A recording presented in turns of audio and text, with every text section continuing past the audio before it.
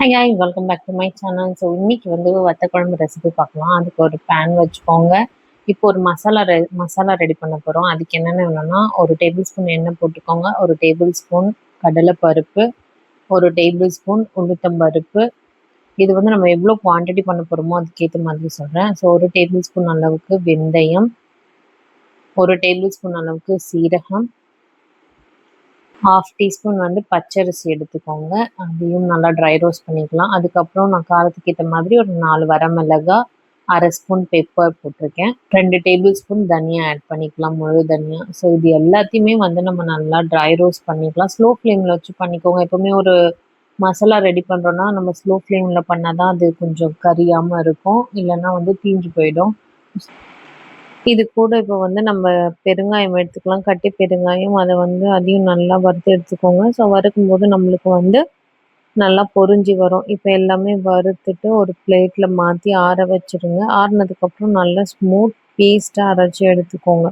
லைட்டாக தண்ணி விட்டு கூட நீங்கள் அரைச்சிக்கலாம். நல்லா ஸ்மூத் பேஸ்ட்டாக இருந்தால் கிரேவியில் சேர்க்கும்போது நல்லாயிருக்கும். அதுக்கப்புறம் ஒரு கடாய் வச்சுக்கோங்க. கடாயில் வந்து ஒரு 3 டேபிள் ஸ்பூன் எண்ணெய் விட்டுக்கோங்க. இன்றைக்கி நான் நல்லெண்ணெயில் பண்ணுறேன் வத்த குழம்பு. ஸோ நல்ல ஃப்ளேவராக இருக்கும். அதுக்கப்புறம் 1/2 டேபிள் ஸ்பூன் கடுகு, 1/2 டீஸ்பூன் வெந்தயம், ஒரு கொத்து கருவேப்பிலை, இது எல்லாம் ஆட் பண்ணிக்கலாம். காஞ்ச மிளகாய் 1 கிள்ளி போட்டுக்கோங்க. ஸோ எல்லாம் வந்து நல்லா பொரிஞ்சதுக்கப்புறம் பூண்டு ஆட் பண்ணிக்கோங்க. பூண்டு வந்து நல்லா கோல்டன் ப்ரௌன் ஆகணும். ஸோ கொஞ்சம் வந்து ஒரு 80% நீங்கள் குக் பண்ணதுக்கப்புறம் வந்து ஆனியன் ஆட் பண்ணிக்கோங்க. நான் இன்றைக்கி 1 கப் அளவுக்கு ஆனியன் எடுத்துப்பேன். ஸோ நம்ம இதில் போடுற வெஜிடபிளே இந்த பூண்டும் வெங்காயம் மட்டும்தான். ஸோ அது நம்ம நிறைய சேர்க்கும்போது நல்லாயிருக்கும் சாப்பிடும்போது கடிப்பட்டு. அதுக்கப்புறம் வந்து நல்லா வதக்கிக்கோங்க. வதங்கினதுக்கப்புறம் வந்து 1/2 டீஸ்பூன் மஞ்சத்தூள் எடுத்துக்கோங்க,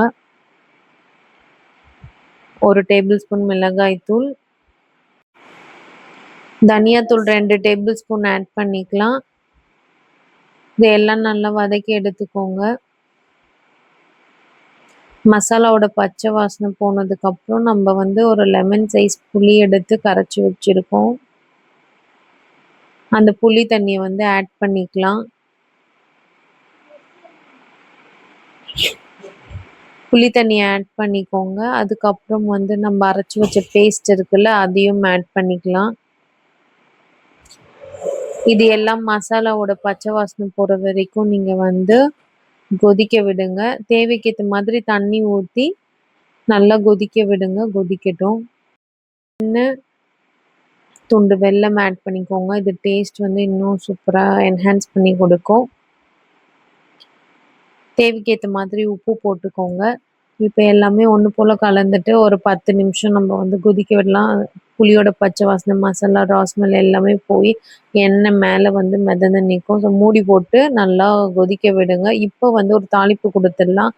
1 டேபிள் ஸ்பூன் எண்ணெய் போட்டுட்டு நம்ம காஞ்ச சுண்டக்காய் வத்தல் இருக்குல்ல, அதை வந்து ஆட் பண்ணிக்கோங்க. தேவைக்கேற்ற மாதிரி நல்லா வறுத்துட்டு அது கலர் சேஞ்ச் ஆனதுக்கப்புறம் நம்ம வந்து பண்ண குழம்பு மேலே ஆட் பண்ணிக்கலாம். ஸோ குழம்பு சூப்பராகவே ரெடி ஆகிடுச்சு. எண்ணெய்லாம் பிரிஞ்சு மேலே வந்துருச்சு.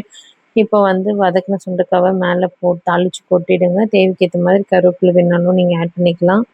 போட்டுட்டு குழம்பு மிக்ஸ் பண்ணி விட்டிங்கன்னா சூப்பரான நம்ம சுண்டக்காய் வத்த குழம்பு தயாராகிடுச்சு. நீங்களும் கண்டிப்பாக ட்ரை பண்ணிவிட்டு கமெண்ட் பண்ணுங்கள். இது பிடிச்சிருந்தா எல்லாருக்கும் ஷேர் பண்ணுங்கள்.